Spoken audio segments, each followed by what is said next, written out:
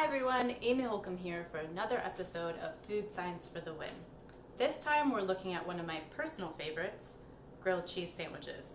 So if you've joined us before for previous episodes, we've talked about scrambled eggs, we've talked about roasting and grilling vegetables, salad dressing, and last we covered vegetable soup. And this time we're kind of bringing all of them together with the exception of the eggs, because there's so much that happens with the grilled cheese sandwich, even though it seems really simple.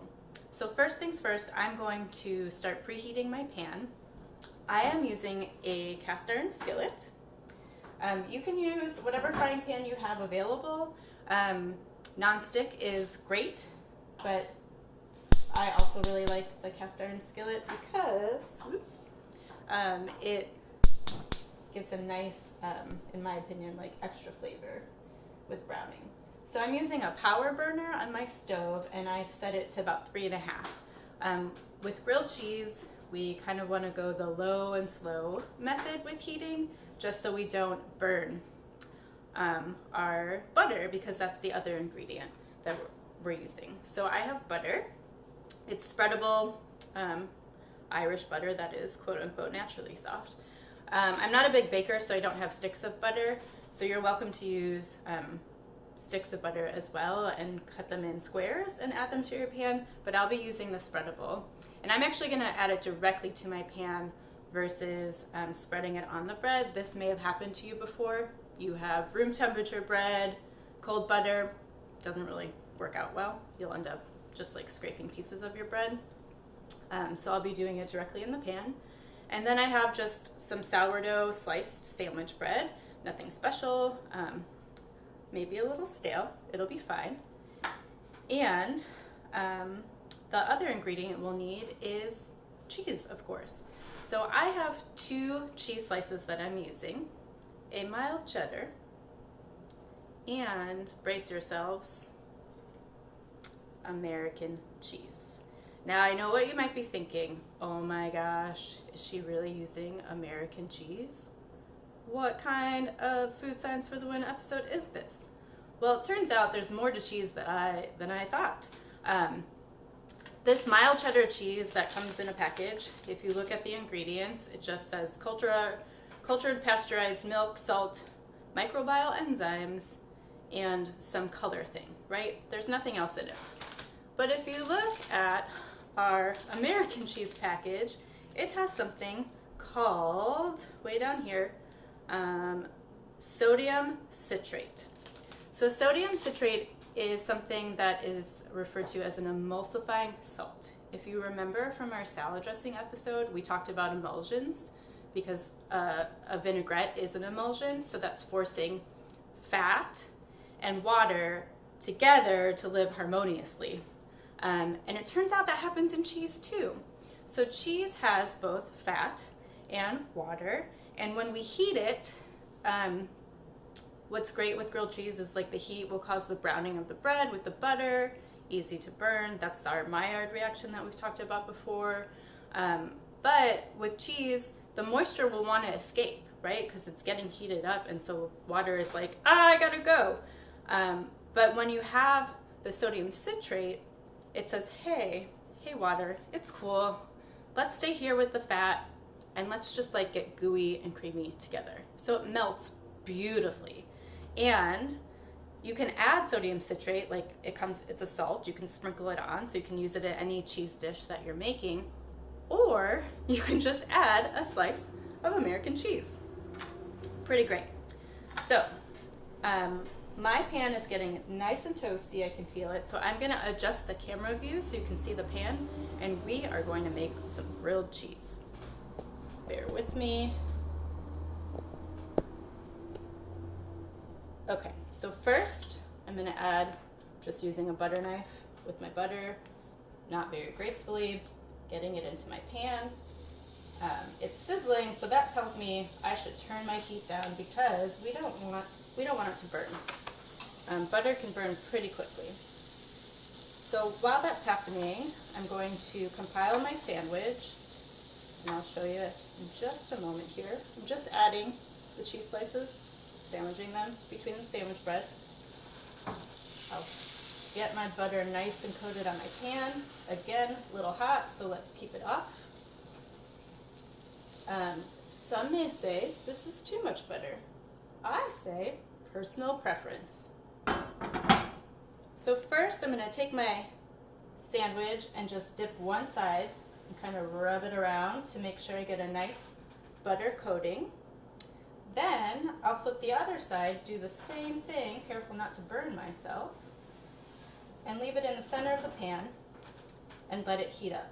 So even though we call it a grilled cheese, it's more like frying or toasting in a frying pan. Either way, the butter is absorbed into the bread. As the butter heats, it will brown, and it will also send that heat up into the cheese in our middle portion. So timing is of the essence here, because as you might have experienced, grilled cheese can go brown, like burnt brown, real fast. I've made grilled cheese so many times that I usually have this like method of like, okay, it's in there, I'm gonna do something at the kitchen sink, I can smell it, I'm gonna turn it over, and we're pretty good. If you're not quite there, you can always keep an eye on your cheese. If it starts to melt, you can see how the butter is bubbling around in the pan, and you can use a spatula to take a little peek. So that's browning very nicely. We'll give it maybe another 20 seconds or so, and then we'll use our spatula to flip it. And because I'm using this Irish butter, it smells so good. So good. I also like to give it a little pat down before I flip it, but I'll go ahead and flip it, and it's looking good. You can see the browning, the Maillard reaction has worked. And then once we flipped it, the butter started bubbling again in the pan. That's to be expected. But I'm noticing that like my cheddar isn't quite melting. And one thing about adding the American cheese, any addition of that sodium citrate is going to help your other cheeses melt. So I only needed one slice. I could have also sprinkled the salt on myself if I had it. But I don't know if you've ever had this where you found like really great sliced cheese and you're like, yes, I'm gonna totally make a grilled cheese with this because I don't have like other things to make a cold sandwich. But then it doesn't melt. So the sodium citrate from the American cheese could help your other cheeses melt. And hopefully we're gonna have that happen. Although it doesn't look great this time around.